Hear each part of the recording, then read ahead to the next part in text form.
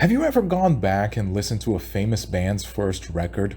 Sometimes it's a wild experience. The trademark sound everyone associates with them is barely there, only sometimes speaking through a sea of experimentation. First installments often have that weird quality where the creators are still figuring out what it is they're even making. It's often not their best work, but it does stand apart as experimental and visionary. And those are the two words that come to mind when I think about Thief: The Dark Project. Thief comes to us courtesy of Looking Glass Studios, and tracking this game's family tree is like looking through a list of the best games of the 90s. Ultima Underworld, System Shock, there's some serious pedigree going on here. Looking Glass's general design philosophy was to create a world where the player could get immersed, really feel like they're stepping into the shoes of the lead character. And with Thief, they picked one hell of a pair of shoes. Now, I'm about to say something shocking, so brace yourself. In Thief, you play as a guy who steals stuff. His name is Garrett. He was a street orphan who got taken in as a child by a secret society called the Keepers. These guys taught Garrett how to sneak and infiltrate with the best of them, convinced that he'd one day help fulfill an ancient prophecy. That's all well and good, except for the fact Garrett's a douchebag. He leaves the Keepers and decides he's just going to use his skills to get rich. For the first half of the game, that's basically the whole story. Garrett goes on jobs, steals things for shady clients, and gets paid. No destiny, no heroics, just burglary. Thief is the oldest entry in our stealth marathon, and as such, it was actually the game that introduced a lot of the sight and sound mechanics that later games like Hitman and Splinter Cell would make use of. And I just want to take a second to praise how subtly, yet clearly, Thief conveys information. Instead of having this invasive UI taking up 70% of the screen, you just have indicators for your health, how exposed you are, and what items you currently have selected. That's it. The team at Looking Glass displayed admirable confidence considering this game literally invented a lot of these stealth mechanics. Which is funny, because throughout a lot of its development, Thief was going to be totally different. A traditional action RPG called Dark Camelot, where you'd run around slashing people with a sword. The trailer is even on YouTube, check it out. It was only by accident that somebody discovered the stealth aspect of the game and the team decided to pivot. That the game was already a good way into development before they decided to focus on stealth might explain some of the more controversial aspects that we'll cover in a second. In any case, Thief is split up into levels, with our first proper mission, Bafford's Manor, being a great introduction to the game. You could try to fight the guards and get in through the front gate, or you could steal a key and take the back entry.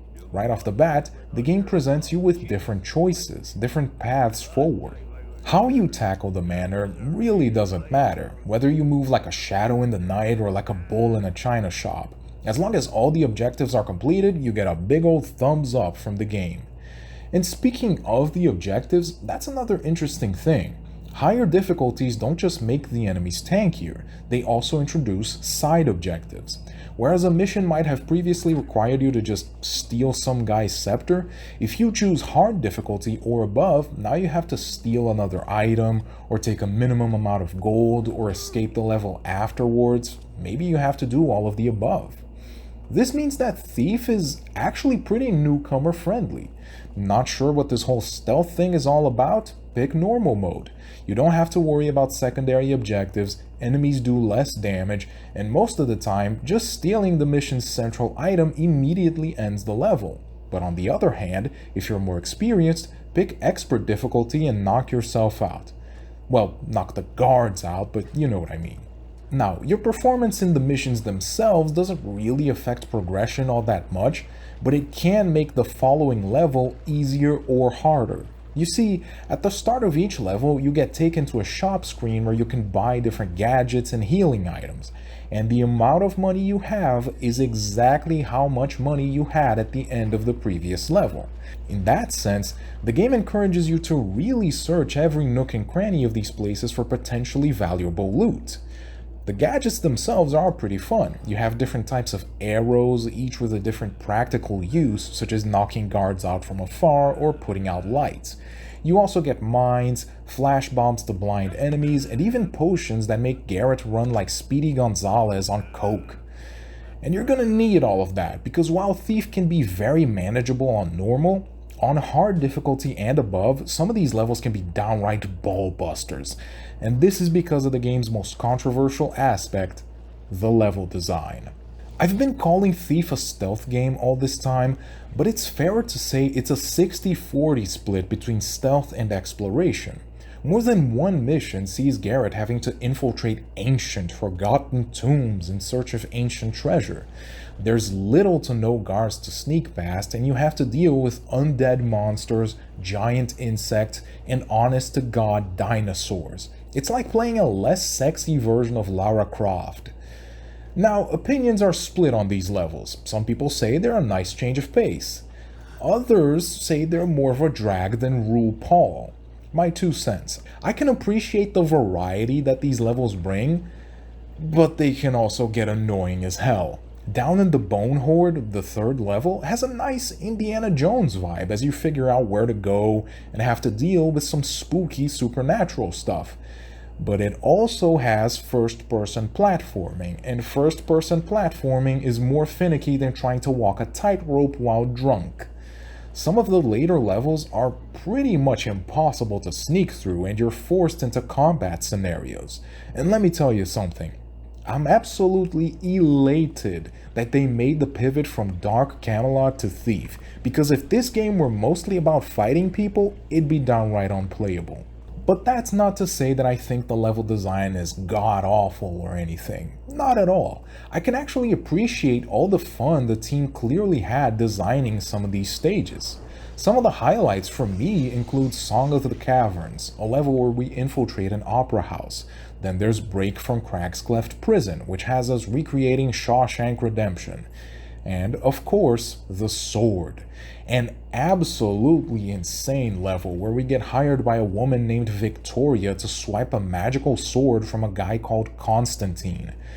I'm not even gonna spoil how insane this level gets, but let's just say that if you ever wanted to feel like Ant-Man, The Sword has you covered.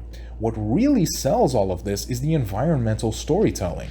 Notes you can read, conversations you can overhear, little details that reward paying attention. For instance, you never actually see Lord Bafford in his own level, but later in the game, you meet him in person, and only players who read the flavor text will even realize it's the same guy, and that he's simping hard for one of the actresses in the opera house.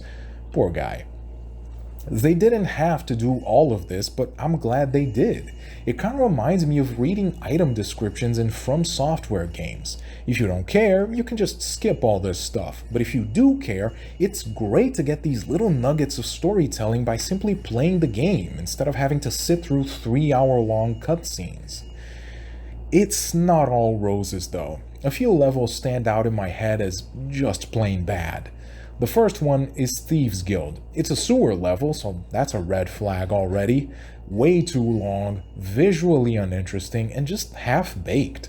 If I'm supposed to get through the level without killing anybody, then why do they give me so many mines? What, are we following Terminator 2 rules? I can blast a guy's leg off, but it's fine because he's technically still alive. The second level that stands out is Mage Towers. You have to climb these 4 towers, right? Each themed around a different element. In premise, it's interesting, but all the backtracking just kills it. Move through the central garden area, climb a tower, get a key, go back down the tower. Repeat the process 4 times in the same damn level, and before the end, you'll be begging to see that mission complete screen. Some cool lore tidbits aren't enough to save this one. Both of these levels were meant to be in the original, but got cut before they were finished, and then got polished up and added again in the Thief Gold re-release, which maybe explains why their design isn't so great. Gold is the only version you can buy in online stores, but despite adding 2 pretty shaky levels, it's still universally considered the best version of the game due to graphical updates and just general gameplay tweaks. And hey, Song of the Caverns is also a new level, and I like that one. Anyway, how about we get back to the plot to wrap this thing up? So I said Garrett gets hired to steal a sword from this guy called Constantine, right? Well, it turns out it was a test. Constantine and Victoria want some extremely powerful magical artifacts and wanted to see if our boy was up to the task of stealing them. They present him with a big bag of money, his eyes turn into cartoon dollar signs, and he accepts. I'm sure they have no hidden agendas and are completely trustworthy. During these jobs, our master thief comes into contact with the Order of the Hammer, a religious order that worships a guy called the Builder and warns of the return of an evil figure called the Trickster. And as we're about to find out, these are more than just empty prophecies. Doesn't matter. As soon as Garrett collects the amulets, his employers will pay him, he'll go on his merry way, and the game will be over without further drama, right?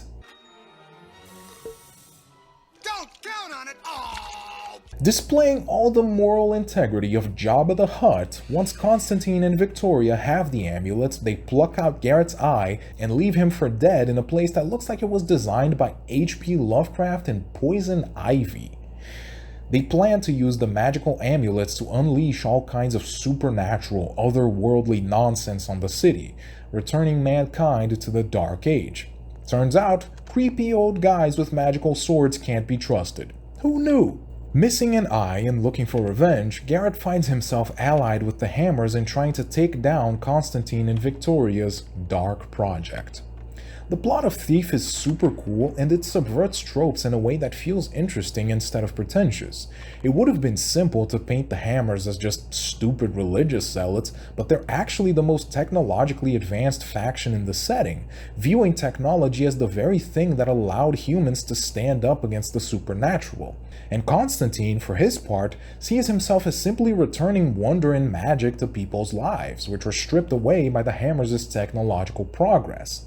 He kinda has a point that modern life has lost a lot of ancestral wisdom, but his way of bringing things back just isn't gonna work. He's like the magical version of that guy telling you to eat raw meat because, well, it's how our ancestors did it. Garrett himself is nowhere near a traditional hero. He's a lot like what you would imagine Han Solo was like before A New Hope. Sardonic, willfully ignorant of the larger factions and politics of the worlds he lives in, and caring only about one thing: getting paid. When the thief joins the Hammers against the Trickster, it's not because he believes in their doctrine. It's not even because he's a particularly good person. It's because, one, he wants revenge, and two, they're gonna blow up the planet, and he's one of the idiots living in it. Anyway, Garrett stops Constantine, the Hammers thank him by giving him a brand new mechanical eye, and our master thief decides to grow as a person and leave his criminal ways behind. Nah, I'm kidding about that last part. He goes right back to stealing stuff. And actually, it's kind of refreshing to see that the game doesn't even attempt a character arc for him. He starts off a greedy, self-serving douchebag and ends the game the exact same way. In a world full of anti-heroes whose bad behavior gets a pass from the narrative because they have a sob story, Thief has the balls to give us an actual morally gray protagonist and not make any excuses for him. Kudos. The Dark Project is the poster child for the brilliant but awkward first installment, a game that stumbled into a brand new genre while still figuring out what it wanted to be. Some ideas land, but some don't. But the ones that do change stealth games forever. Even if some sections can be pretty frustrating, I would say they're well worth it to see all the experimentation and innovation on display. So don't be a taffer, play this game. Those are my thoughts on Thief, and that's the end of this stealth marathon. I intentionally focused on Western games because I'm thinking of doing a second marathon down the line focusing on Japanese games like Metal Gear and Tenchu. So if you're interested, let me know in the comments. And if you enjoyed this video, please like, share, and subscribe so you don't miss any videos, because next up, we're doing a retrospective on one of the most celebrated sci-fi franchises of all time. Next up, Star Trek: The Original Series. See you there!